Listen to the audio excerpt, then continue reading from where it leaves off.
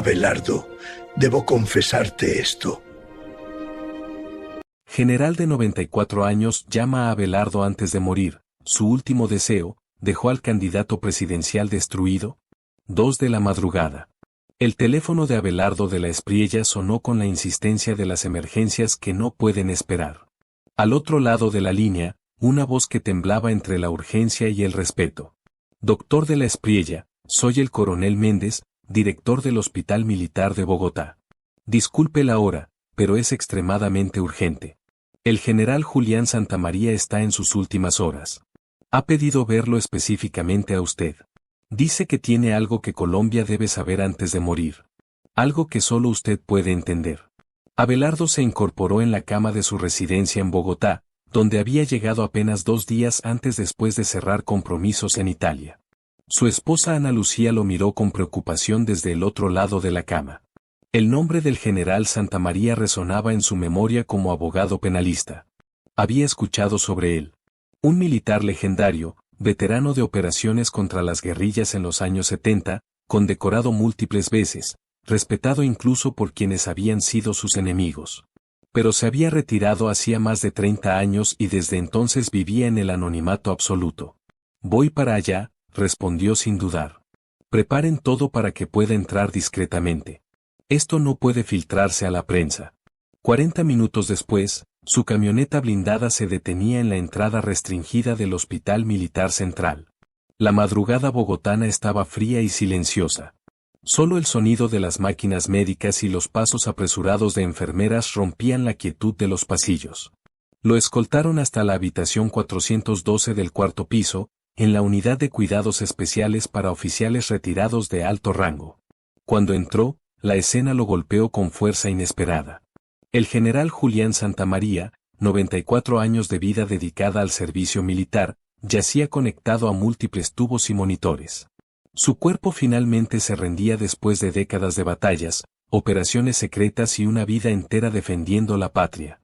Pero sus ojos, esos ojos que habían visto tanto horror y tanta muerte, permanecían sorprendentemente lúcidos y alertas, sostenidos por la urgencia de una misión final que debía cumplir antes de cerrar los párpados por última vez. El anciano intentó incorporarse cuando vio entrar a Abelardo. Sus manos temblaban con el esfuerzo. El precandidato presidencial se acercó rápidamente, con ese respeto natural que se tiene ante quienes han dado todo por el país. Por favor, general, no se esfuerce. Quédese tranquilo. La voz del general era apenas un susurro áspero, debilitada por décadas de órdenes militares y ahora por el cáncer terminal que lo consumía. Doctor de la Espriella, gracias por venir. Sé quién es usted. Sé que es el favorito para ganar la presidencia. Sé que representa algo diferente para Colombia. Por eso necesitaba verlo. Necesitaba hablar con usted antes de que sea demasiado tarde. Abelardo acercó una silla y se sentó junto a la cama, observando las manos arrugadas y manchadas del anciano, manos que alguna vez empuñaron armas y firmaron órdenes de vida o muerte. General Santamaría, estoy aquí. Dígame qué necesita. El general cerró los ojos por un momento largo, como si estuviera reuniendo fuerzas no solo físicas sino también emocionales para lo que estaba a punto de revelar. Cuando los abrió nuevamente, había lágrimas acumulándose en esos ojos cansados. Doctor, yo sé que usted viene del mundo del derecho. Ha defendido a más de 2000 personas en su carrera. Conoce la justicia y la injusticia mejor que nadie. Por eso necesito que sea usted quien escuche esto. Porque solo alguien que ha estado en las trincheras legales, que ha visto cómo funciona realmente el sistema, puede entender lo que voy a contarle. Abelardo asintió, sintiendo que algo muy pesado estaba por caer sobre sus hombros. Estoy escuchando, general. En 1971 yo era coronel, tenía 42 años y comandaba una brigada especial en las montañas de Santander. Estábamos persiguiendo células guerrilleras del ELN que operaban en la región. Una noche recibimos información de inteligencia supuestamente confiable sobre un campamento rebelde oculto en la sierra. Nos ordenaron desde Bogotá que atacáramos al amanecer. Operación rápida, contundente, sin prisioneros. El general hizo una pausa. Su respiración se había vuelto más agitada y trabajosa. Una enfermera entró silenciosamente para revisar sus signos vitales, pero él la despidió con un gesto firme de la mano que todavía conservaba autoridad militar. Lo que nos dijeron era que atacaríamos un campamento guerrillero con al menos 30 combatientes armados. Preparamos todo. Helicópteros, tropas de élite, armamento pesado. Salimos 2 horas antes del amanecer para tomar posiciones. Y cuando llegó la luz del día y comenzó el operativo, cuando mis hombres entraron al lugar, descubrimos algo que me ha perseguido cada noche durante 54 años. La voz se le quebró. Las lágrimas ahora corrían libremente por sus mejillas arrugadas. No era un campamento guerrillero, doctor. Eran campesinos. Familias enteras que se habían refugiado allí huyendo de la violencia en otras regiones. Había niños, mujeres, ancianos. Gente inocente que solo buscaba un lugar tranquilo para sobrevivir. Abelardo sintió que su pecho se apretaba.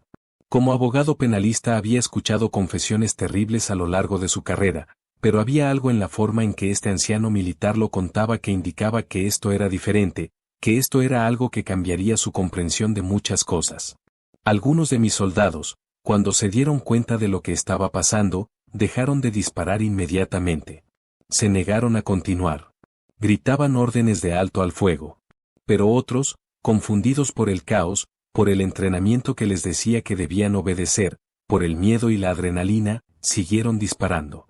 Yo traté de detenerlo, grité con toda la fuerza de mis pulmones, corrí entre las líneas, pero en medio del pánico, en la confusión del humo y los gritos, algunos no me escucharon a tiempo.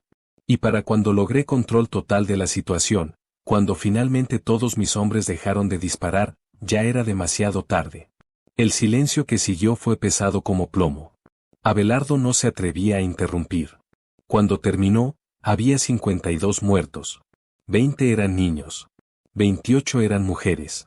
Solo 4 eran hombres en edad militar, y después descubrimos que ninguno de ellos tenía conexión alguna con ninguna guerrilla. Eran padres de familia, campesinos, trabajadores honestos. El general tosió violentamente. Abelardo le acercó un vaso de agua.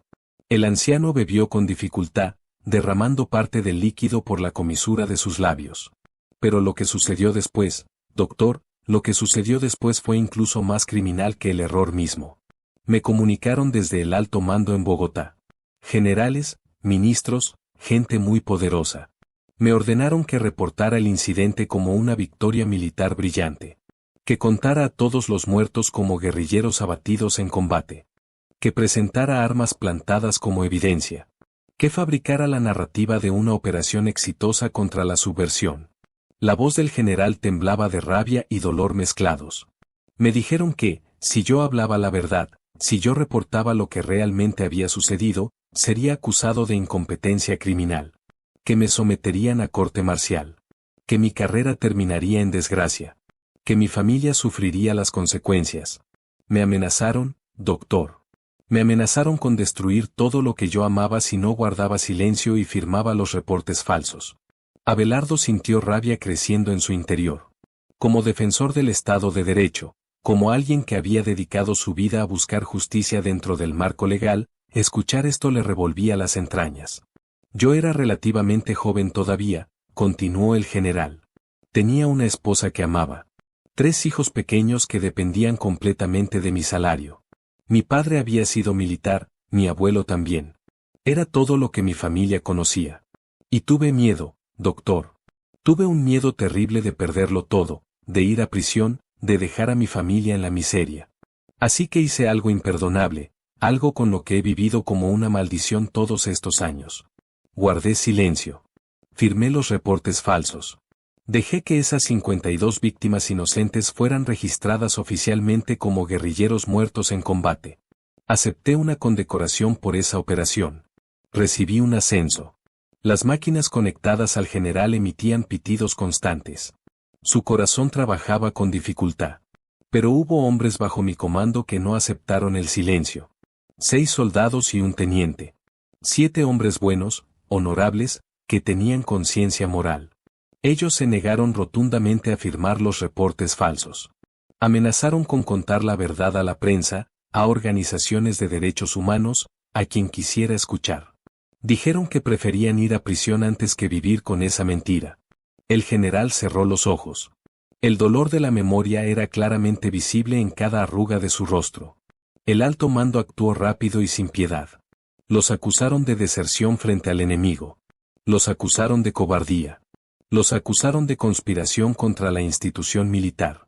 Los sometieron a una corte marcial secreta, un juicio amañado donde no tuvieron defensa real. Fueron sentenciados a 15 años de prisión militar en condiciones terribles.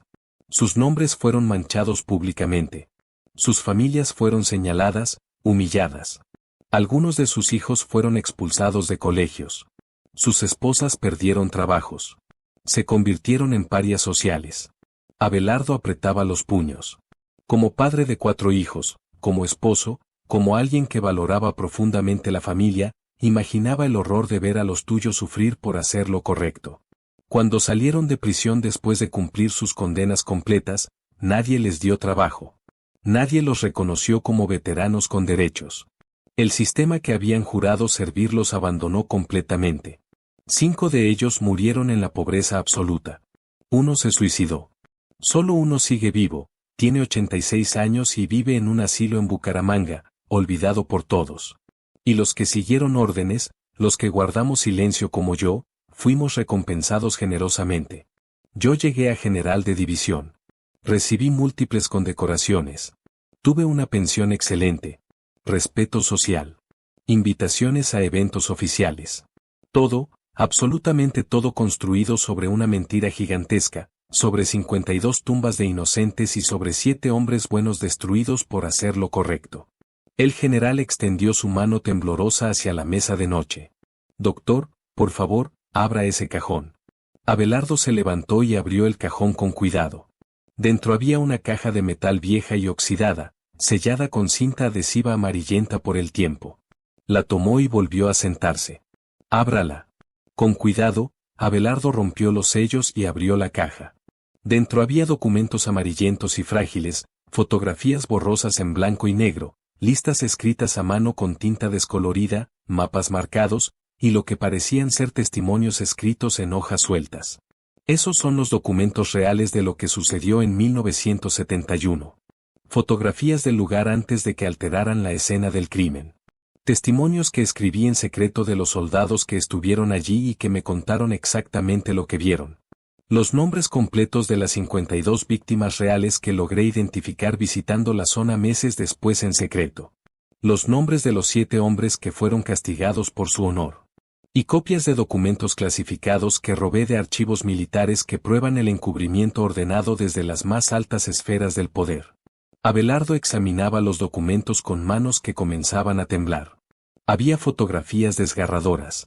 Cuerpos de niños. Mujeres abrazando a sus hijos muertos. Escenas de destrucción que claramente no correspondían a un campamento militar guerrillero. Eran casas humildes. Utensilios de cocina. Juguetes infantiles esparcidos. La evidencia era contundente e irrefutable. ¿Por qué guardó esto durante más de 5 décadas? ¿Por qué no lo reveló antes? La pregunta salió con más dureza de la que Abelardo pretendía, pero el general no se ofendió. Porque soy un cobarde, doctor de la Espriella. Esa es la verdad simple y brutal. Durante todos estos años me dije a mí mismo que revelar la verdad no devolvería la vida a esas 52 personas. Que solo destruiría a mi familia sin lograr nada positivo. Que el sistema era demasiado poderoso y me aplastaría. Me convencí de que el silencio era la única opción práctica. Pero cada noche, durante 54 años, he visto sus rostros en mis pesadillas. He escuchado los gritos de los niños. He sentido el peso de esas 52 almas sobre mi conciencia como piedras que me ahogan. El monitor cardíaco comenzó a emitir pitidos más irregulares y alarmantes. La enfermera entró nuevamente, esta vez con gesto muy preocupado, pero el general la detuvo con un gesto que todavía conservaba firmeza militar. No me queda tiempo, doctor. Los médicos me dan horas, tal vez un día como máximo. El cáncer ganó. Pero antes de irme, antes de enfrentar el juicio de Dios o del universo o de lo que sea que nos espere después, necesito hacer esto. Necesito entregarle esta verdad a alguien que pueda hacer algo con ella. ¿Por qué yo? ¿Por qué no un fiscal? ¿Por qué no un periodista? Porque usted es diferente, doctor. He seguido su carrera durante años. Sé que no viene del establishment político corrupto de siempre. Sé que ha enfrentado a poderosos sin miedo en las cortes. Sé que está a punto de ganar la presidencia con un mandato popular enorme. Sé que no le debe favores a los viejos poderes militares ni a las élites que encubrieron esto. Y sobre todo, sé que usted cree genuinamente en el Estado de Derecho, en la justicia real, en la verdad. El general tosió violentamente durante casi un minuto. Cuando recuperó el aliento, continuó con voz cada vez más débil. Mi último deseo, la única forma en que puedo morir con algo parecido a la paz, es que usted tome estos documentos. Que investigue todo con su equipo legal. Que diga la verdad públicamente cuando sea el momento correcto. Que limpie los nombres de esos 7 soldados valientes que fueron destruidos por su honor. Y que reconozca oficialmente a esas 52 víctimas por lo que realmente fueron.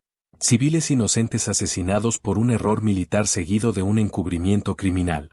Abelardo sostenía la caja contra su pecho.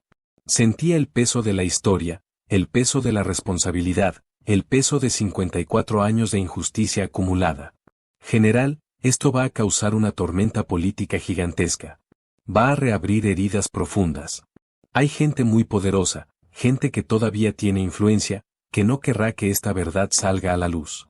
Podrían atacarme, podrían intentar destruir mi candidatura. Lo sé perfectamente. Por eso necesito que sea usted quien lo haga. Porque usted tiene el respaldo popular. Porque no le debe nada a nadie. Porque tiene la autoridad moral de alguien que siempre ha luchado por la justicia. Y porque si esto viene de usted, si usted como presidente electo o como presidente en funciones revela esto, tal vez, solo tal vez, Colombia pueda empezar a sanar verdaderamente. Porque la verdad siempre es el primer paso para la sanación. El general respiraba con dificultad creciente. Cada palabra le costaba un esfuerzo visible. Hay una cosa más en esa caja, doctor. En el fondo, debajo de todos los documentos.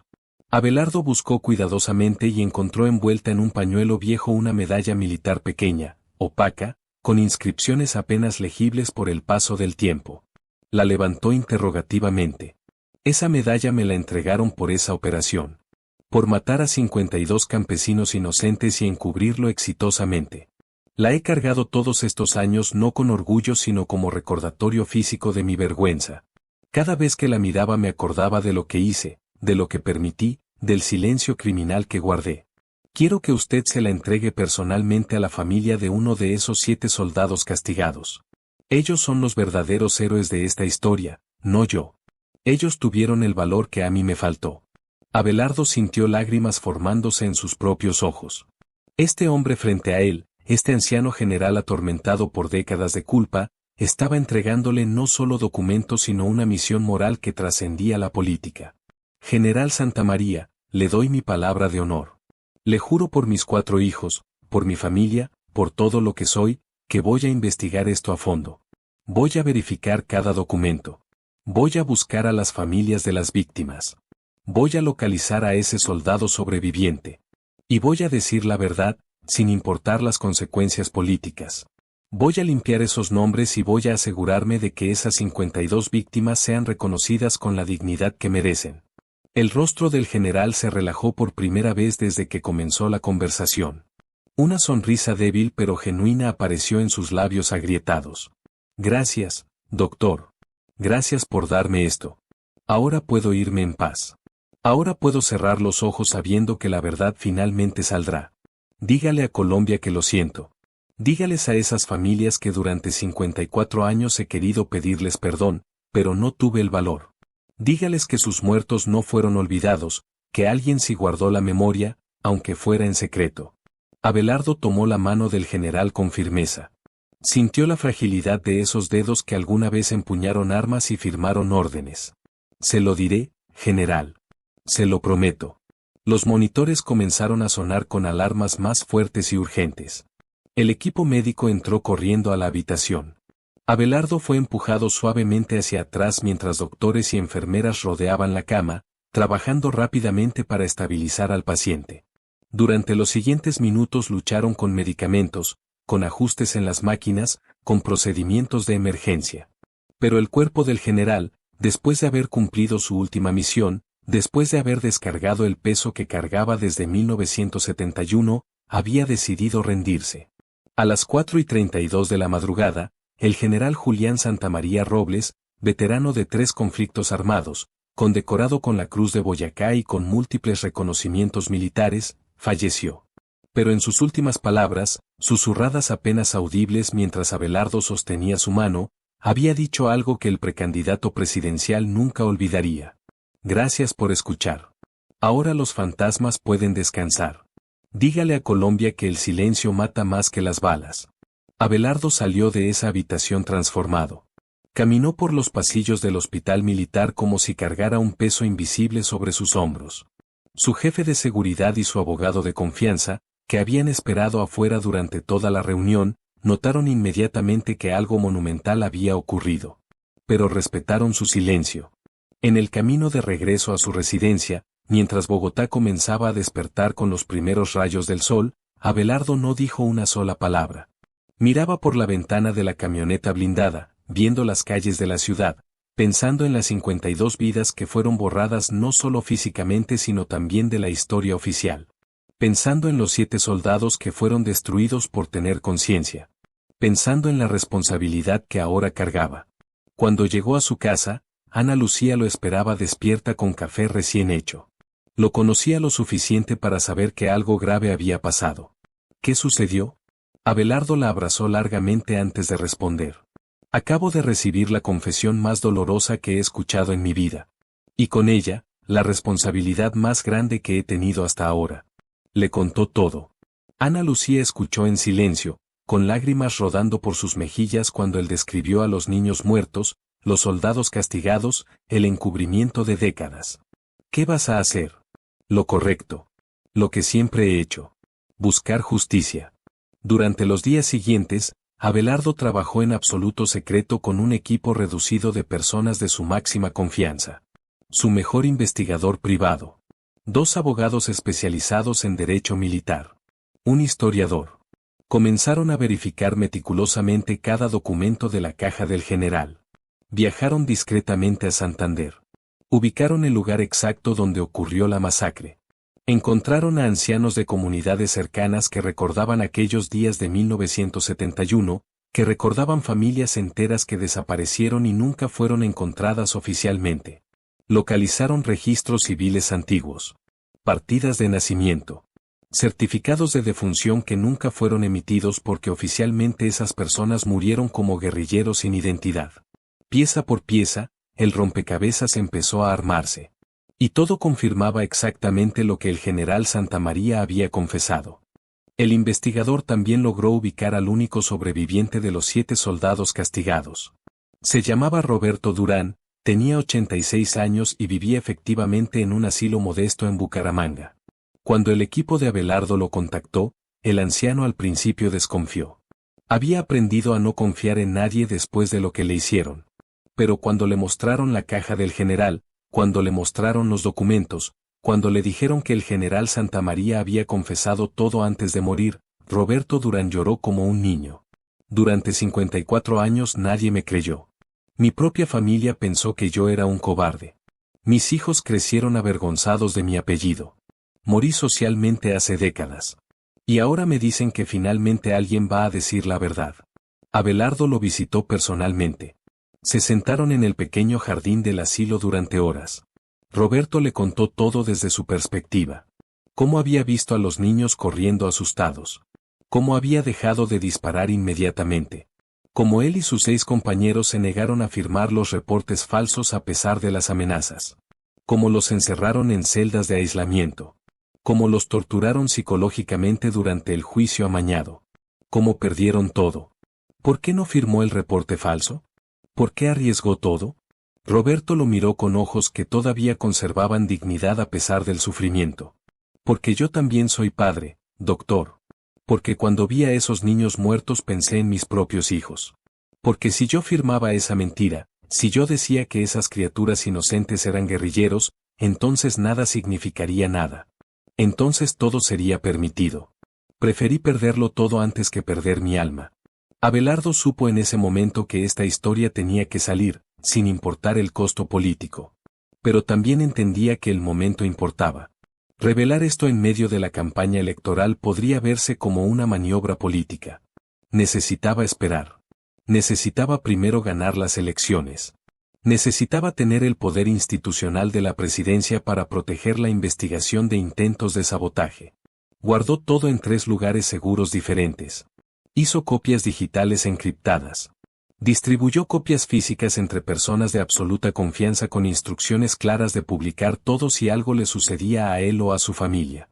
Y continuó su campaña presidencial con energía renovada. Algo había cambiado en su discurso. La gente lo notaba. Hablaba con más autoridad, con más convicción, como si cargara un propósito que trascendía la política electoral normal. En sus mítines, cuando hablaba sobre justicia, sobre verdad, sobre no olvidar a las víctimas, sus palabras resonaban con una profundidad nueva. Colombia ha vivido demasiado tiempo con mentiras oficiales, decía ante miles de personas en Medellín. Demasiado tiempo con verdades enterradas. Demasiado tiempo premiando a quienes callan y castigando a quienes hablan. Eso tiene que cambiar. Cuando yo sea presidente, la verdad no será opcional. Será obligatoria. Sin importar a quien incomode. Las encuestas lo favorecían cada vez más. Para finales de septiembre de 2025, su intención de voto superaba el 43%. El segundo lugar apenas alcanzaba el 19%. La gente estaba cansada. Cansada de Petro y su gobierno que negociaba con criminales. Cansada de la corrupción enquistada. Cansada de promesas vacías. Querían algo diferente. Y Abelardo representaba esa diferencia. El gobierno de Petro intentó atacarlo. Lo acusaron de ser extremista. De querer volver a las políticas de seguridad represivas del pasado. De ser enemigo de la paz. Pero nada funcionaba. La credibilidad del gobierno estaba destrozada después del escándalo de las negociaciones con el Tren de Aragua. Y entonces, en los primeros días de octubre, después del señalamiento directo del presidente Donald Trump al gobierno colombiano por proteger rutas de narcotráfico y no actuar contra el Tren de Aragua, después de que la comunidad internacional empezara a ver a Colombia como un estado fallido, Abelardo decidió que era momento de dar un paso más. Durante un evento con empresarios en Bogotá, dio un discurso que muchos consideraron el mejor de toda su campaña. Colombia está en una encrucijada histórica. Podemos seguir el camino fácil de las mentiras cómodas, o podemos tomar el camino difícil de las verdades incómodas. Podemos seguir premiando a quienes callan injusticias, o podemos honrar a quienes las denuncian. Cuando yo sea presidente, no habrá más encubrimientos. No habrá más silencios cómplices. Cada víctima olvidada será recordada. Cada verdad enterrada será desenterrada. Cada héroe ignorado será reconocido. Porque un país que no enfrenta su pasado honestamente no puede construir un futuro digno. El salón completo se puso de pie en una ovación que duró casi 5 minutos. Había empresarios llorando abiertamente. Gente que llevaba décadas esperando escuchar a un líder político hablar con esa honestidad. Esa noche, de regreso en su casa, Abelardo abrió nuevamente la caja del general Santa María. Miraba las fotografías. Los rostros de los niños muertos. Los nombres escritos cuidadosamente en las listas. 52 vidas borradas de la historia. Y pensaba en el general, atormentado durante más de medio siglo, cargando esa culpa como una maldición. Ana Lucía entró a su estudio con 2 tazas de té. ¿Estás bien? Estaba pensando en el general. En todo lo que cargó en silencio. En el coraje que le tomó confesar al final. Ella se sentó a su lado. Hiciste algo muy importante, Abelardo. Le diste la oportunidad de redimirse antes de morir. Eso tiene valor. Pero no es suficiente. Necesito hacer más. Necesito cumplir la promesa que le hice. Y lo harás. Pero primero tienes que ganar. Porque sin el poder de la presidencia, esta verdad será aplastada por quienes tienen interés en mantenerla oculta. Ella tenía razón. Y él lo sabía. Las semanas siguientes fueron intensas. La campaña entró en su fase final. Abelardo viajaba por todo el país. Hablaba en pueblos pequeños y grandes ciudades. Escuchaba a la gente. A víctimas del conflicto armado. A familias destrozadas por el crimen organizado. A comunidades abandonadas por el Estado. Y cada historia que escuchaba reforzaba su convicción de que Colombia necesitaba un cambio profundo, estructural, que fuera más allá de discursos y llegara a acciones concretas. A mediados de octubre, durante un evento en Cali, una mujer mayor se le acercó después de su discurso. Tenía lágrimas en los ojos. Doctor de la Espriella, usted habla de justicia para víctimas olvidadas. Mi esposo desapareció en 1973. Era campesino. Lo acusaron de ser guerrillero sin ninguna prueba. Nunca encontramos su cuerpo. Nunca hubo investigación. El Estado nunca nos dio respuestas. ¿Usted de verdad va a ayudar a gente como nosotros? Abelardo tomó las manos de la anciana entre las suyas. Señora, le prometo que cuando yo sea presidente, cada caso como el de su esposo será revisado. Cada desaparecido será buscado. Cada familia recibirá las respuestas que merece. Ya basta de olvido. Ya basta de impunidad. La mujer lo abrazó llorando. Y en ese abrazo, Abelardo sintió el peso de miles, tal vez millones de colombianos que habían sufrido injusticias similares. Para finales de octubre, a solo días de que terminara ese mes, las encuestas mostraban que, si las elecciones fueran en ese momento, Abelardo ganaría con más del 45% de los votos en primera vuelta. Era histórico. Era un mandato popular masivo. Era la confirmación de que Colombia quería un cambio real. Pero él no se confiaba. Sabía que el camino hasta las elecciones de 2026 sería largo y lleno de obstáculos. Sabía que intentarían destruirlo con campañas sucias, con falsas acusaciones, con todo el arsenal del establecimiento amenazado. Pero también sabía que tenía algo que ellos no tenían, la verdad. Y la determinación de decirla sin importar el costo. Una noche, sentado en su oficina en Bogotá, mirando las luces de la ciudad a través de la ventana, Abelardo reflexionaba sobre todo lo que había pasado desde aquella madrugada en el hospital militar. Pensaba en el general Santamaría, en Roberto Durán, en las 52 víctimas, en los 7 soldados castigados. Y pensaba en lo que haría cuando fuera presidente. Porque no se trataba solo de revelar una verdad enterrada. Se trataba de cambiar el sistema completo que permitía que verdades como esa fueran enterradas. Se trataba de construir instituciones lo suficientemente fuertes para que la justicia no dependiera del coraje individual de personas atormentadas por la culpa en sus lechos de muerte. Su teléfono sonó. Era su estratega de campaña. Doctor, acabo de ver las encuestas más recientes. Está en 47%. Es arrollador. La gente lo ama. No se trata de que me amen a mí. Se trata de que amen la idea de una Colombia diferente. Y nosotros tenemos la responsabilidad de no defraudarlos. Cuando colgó, volvió a mirar la medalla del general, que guardaba en su escritorio. Esa pequeña pieza de metal que representaba tanto dolor, tanta culpa, tanto peso histórico. Pronto, cuando llegara el momento correcto, esa medalla sería entregada a la familia de uno de los verdaderos héroes. Y con ella, una disculpa oficial del Estado colombiano. Pero eso vendría después. Primero, tenía que ganar. Tenía que llegar a la presidencia. Tenía que tener el poder institucional necesario para desmantelar las redes de corrupción y encubrimiento que permitieron que historias como la del general Santamaría se repitieran una y otra vez durante décadas. Los días finales de octubre fueron un torbellino de actividad. Entrevistas, mítines, debates. Abelardo trabajaba casi sin dormir, sostenido por café y por la convicción de que estaba haciendo algo importante. Ana Lucía y sus hijos lo apoyaban incondicionalmente, aunque preocupados por su salud.